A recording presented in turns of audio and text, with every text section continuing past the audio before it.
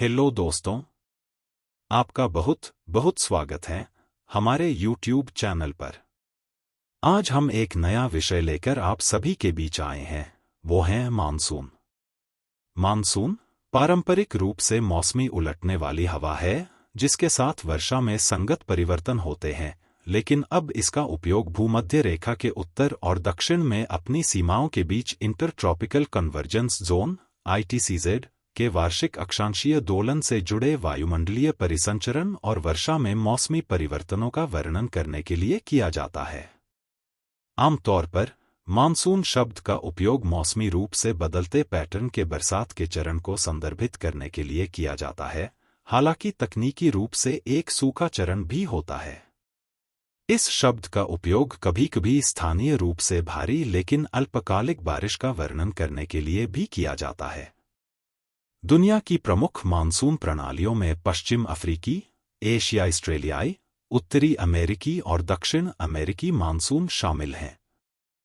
इस शब्द का पहली बार अंग्रेजी में ब्रिटिश भारत और पड़ोसी देशों में बंगाल की खाड़ी और दक्षिण पश्चिम में अरब सागर से बहने वाली बड़ी मौसमी हवाओं को संदर्भित करने के लिए इस्तेमाल किया गया था, जो क्षेत्र में भारी वर्षा लाती हैं। इतिहास। एशियाई मानसून। एशियाई मानसून की मजबूती को लगभग 50 मिलियन वर्ष पहले भारतीय उपमहाद्वीप और एशिया के टकराव के बाद तिब्बती पठार के उत्थान से जोड़ा गया है। अरब सागर के अभिलेखों और चीन के लोएस पठार में हवा से उड़ने वाली धूल के अध्ययन के कारण कई भूवैज्ञानिकों का मानना है कि मानसून पहली बार लगभग 8 मिलियन वर्ष पहले मजबूत हुआ था। हाल ही में चीन में पौधों के जीवाश्मों के अध्ययन और दक्षिण चीन सागर से नए दीर्घकालिक तलछट रिकॉर्ड ने मानसून के समय को 15 से 20 मिलियन वर्ष पहले शुरू किया और इसे तिब्बती उत्थान से जोड़ा। इस परिकल्पना का परीक्षण एकीकृत महासागर ड्रिलिंग कार्यक्रम द्वारा गहरे समुद्र के नमूने की प्रतीक्षा कर रहा है। इस समय से मानसून की ताकत में काफी बदलाव आया है, जो काफी हद तक वैश्विक जलवायु परिवर्तन, विशेष रूप से प्लेस्टोसिन हिमयुग के चक्र से जुड़ा हुआ है।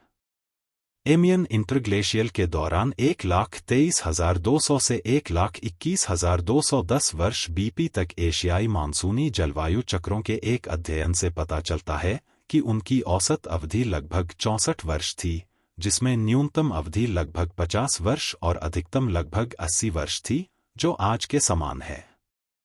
समुद्री प्लवक के एक अध्ययन से पता चला है कि दक्षिण एशियाई मानसून (SAM) लगभग 5 मिलियन वर्ष पहले मजबूत हुआ था। फिर हिमयुग के दौरान समुद्र का स्तर गिर गया और इंडोनेशियाई समुद्री मार्ग बंद हो गया। जब ऐसा हुआ तो प्रशांत महासागर में ठंडा पानी हिंद महासागर में बहने से बाधित हो गया। ऐसा माना जाता है कि हिंद महासागर में समुद्री सतह के तापमान में वृद्धि के कारण मानसून की तीव्रता बढ़ गई।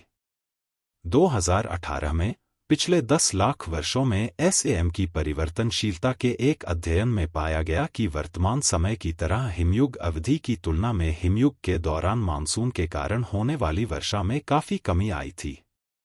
भारतीय ग्रीष्मकालीन मानसून (ISM) अंतिम हिमनदी अधिकतम के बाद गर्मी के दौरान कई बार तीव्र हुआ, विशेष रूप से 16,100 से 14,600 BP, 13,600 से 13,000 BP और 12,400 से 10,400 BP के समय अंतराल के दौरान, जैसा कि तिब्बती पठार में वनस्पति परिवर्तनों से संकेत मिलता है, जो तीव्र ISM द्वारा लाई गई आर्द्रता में वृद्धि को दर्शाता है।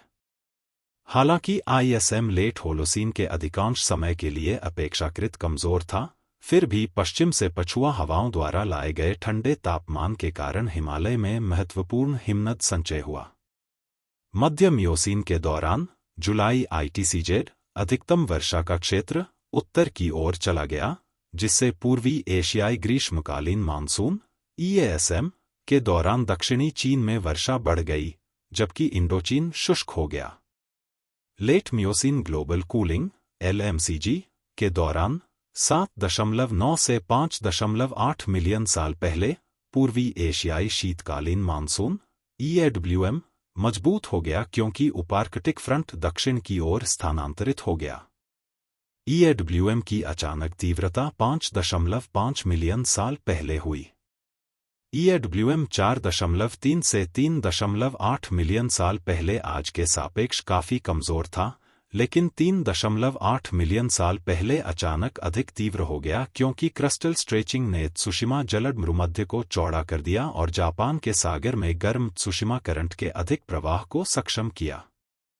लगभग 3.0 मिलियन वर्ष पहले EWM अधिक स्थिर हो गया, जो पहले अधिक परिवर्तनशील और असंगत था। इसके अलावा वैश्विक शीतलन और समुद्र के स्तर में गिरावट की अवधि के बीच इसे और बढ़ाया गया था। ईज़म हिमयुग के ठंडे अंतरालों जैसे कि अंतिम हिमनदी अधिकतम LGM के दौरान कमजोर था और हिमयुग के अंतर्हिमंद और गर्म अंतरालों के दौरान मजबूत था। EWM की एक और तीव्रता की घटना 2.6 मिलियन वर्ष पहले हुई थी। इसके बाद लगभग 1.0 मिलियन वर्ष पहले एक और घटना हुई थी। डांसगार-डोशगर घटनाओं के दौरान ईज़म की ताकत बढ़ी, लेकिन हेनरिक घटनाओं के दौरान इसकी ताकत में कमी आने का सुझाव दिया गया है। LGM के बाद समुद्र का स्तर बढ़ने पर EASM ने एशिया के अंदरूनी हिस्सों में अपना प्रभाव बढ़ाया।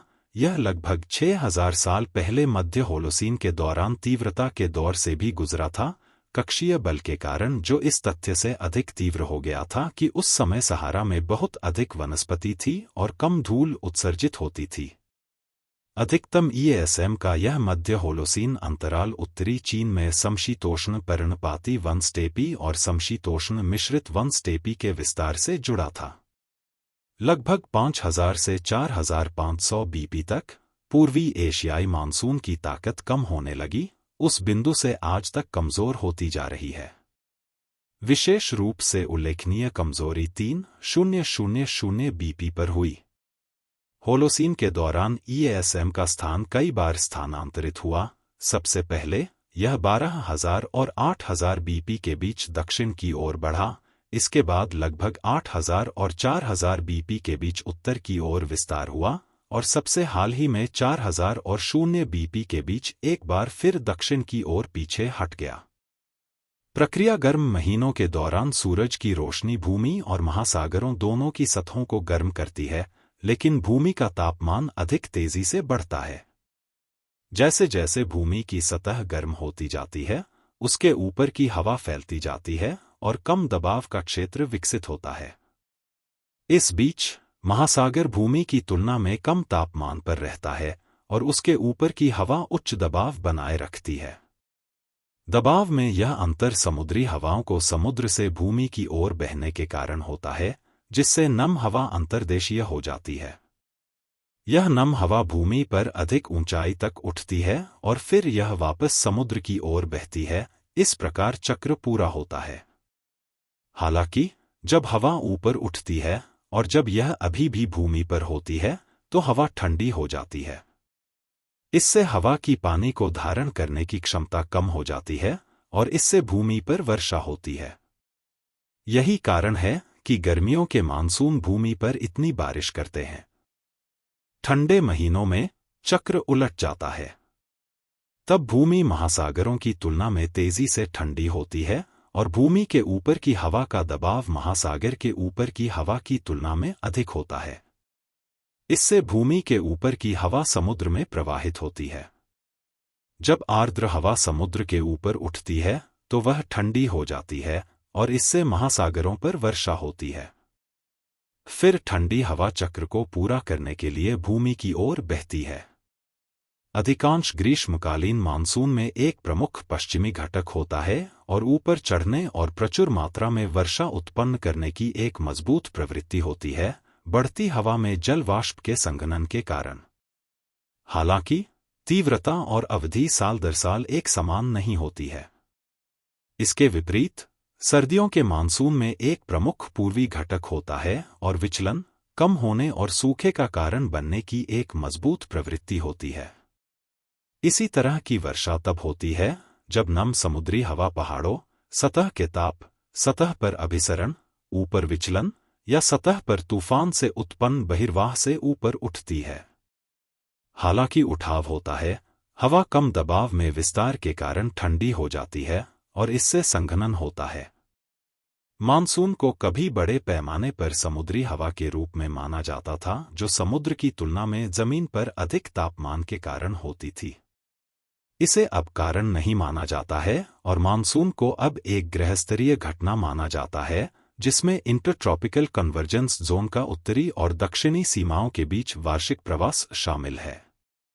ITCZ की सीमाएं भूमध्यसमुद्र तापन के विपरीत के अनुसार अलग अलग होती हैं और ऐसा माना जाता है कि दक्षिण एशिया में मानसून की उत्तरी सीमा उच्च तिब्बती पठार से प्रभावित होती है। ये तापमान असंतुलन इसलिए होता है क्योंकि महासागर और भूमि अलग अलग तरीकों से गर्मी को अवशोषित करते हैं। महासागरों के ऊपर हवा का तापमान दो कारणों से अपेक्षाकृत स्थिर रहता है। पानी की अपेक्षाकृत उच्च ताप क्षमता होती है 3.9 से 4.2 जूल ग्राम 1 इसके विपरीत गंदगी, रेत और चट्टानों की ऊष्मा क्षमता कम होती है 0.19 से 0.35 जूल G1 और वे केवल चालन द्वारा पृथ्वी में ऊष्मा संचारित कर सकते हैं, न कि संवहन द्वारा। इसलिए जल निकाय अधिक समान तापमान पर रहते हैं, जबकि भूमि का तापमान अधिक परिवर्तनशील होता है। एशियाई मानसून को कुछ उपप्रणालियों में वर्गीकृत किया जा सकता है, जैसे कि भारतीय उपमहाद्वीपीय मानसून, जो भारतीय उपमहाद्वीप और नेपाल सहित आसपास के क्षेत्रों को प्रभावित करता है, और पूर्वी एशियाई मानसून, जो दक्षिणी चीन, ताइवान, कोरिया और जापान के कुछ हिस्सों को प्रभावित करता है। दक्षिण पश्चिम मानसून। दक्षिण पश्चिमी ग्रीष्मकालीन मानसून जून से सितंबर तक होता है। थार रेगिस्तान और उत्तरी और मध्य भारतीय उपमहाद्वीप के आसपास के क्षेत्र गर्मियों के दौरान काफी गर्म हो जाते हैं। इससे उत्तरी और मध्य भारतीय उपमहाद्वीप पर कम दबाव का क्षेत्र बन जाता है। इस शून्य को भरने के लिए हिंद महासागर से नमी से भरी हवाएं उपमहाद्वीप में प्रवेश करती हैं। नमी से भरपूर ये हवाएं हिमालय की ओर खींची जाती हैं। हिमालय एक ऊंची दीवार की तरह काम करता है, जो हवाओं को मध्य एशिया में जाने से रोकता है और उन्हें ऊपर उठने के लिए मजबूर करता है।